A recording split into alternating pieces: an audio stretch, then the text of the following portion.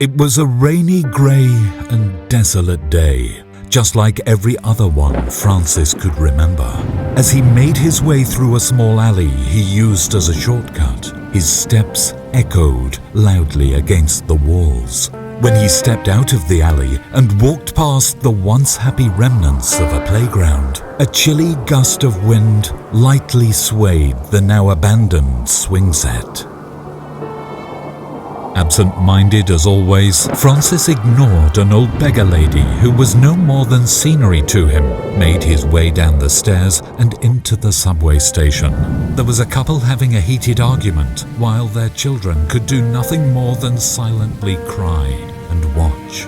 Without a moment's notice, the father grabbed the older child by the arm and dragged him away from his distraught mother.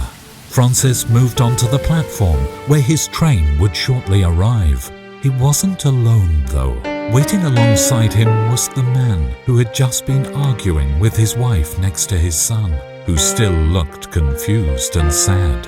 Francis' eyes moved along the platform, spotting a teenager who seemed to be far too angry at life for his short age. At the opposite end, a fat lady stood behind her wheelchair-bound partner. There was an air of resent in her expression. Francis liked to think he was immune to the hopelessness around him, but deep down he knew he had really just embraced it.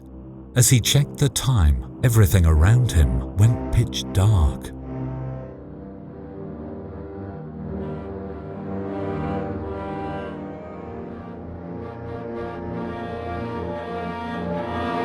Suddenly, Francis' phone was hit by a wave of energy, and it started glowing with a strange but soothing aura. A split second later, the lights came back on, and no one seemed fazed by the blackout other than Francis, who was still looking at his phone. Just as the time changed on the screen, he noticed there was a strange notification that popped up. Without hesitating, he clicked it. He could somehow see the station through his phone. Intrigued, Francis started looking around the place. He was utterly surprised when his phone met each of the characters as they no longer looked angry and dejected. In fact, it was the complete opposite.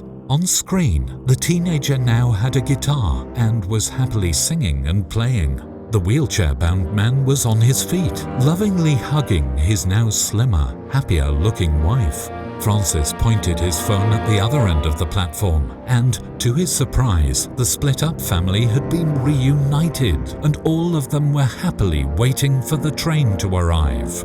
Before he could do anything else, an instructional animation came up, showing him how he could share this positive energy with those around him. Moments later, Francis was trying to convince the disgruntled man to let him see his phone. Reluctantly, he agreed, and soon, as the two phones touched, a blinding light filled the entire place. When everyone could see again, the image Francis saw on his screen had become real. Not only that, but Francis was now wearing a much more colourful coat, and he felt happiness flowing through his body. Breaking free from the mother's grateful hug, Francis rushed towards the wheelchair-bound man. Having witnessed the prior transformation, his wife was offering Francis her phone before he even had to ask. The same blinding light filled the station, bringing with it the joyous couple that was shown on Francis's screen.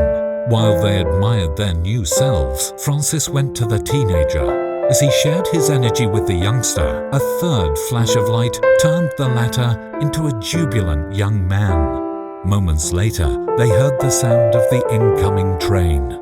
As the rejuvenated group got ready to board, the train came to a halt and the doors slid open to reveal a wagon full of grey, dejected-looking people, much like the persons standing on the platform had been moments before. Upon this sight, Francis and company shared a look with each other, determined to share their newfound gift with the world.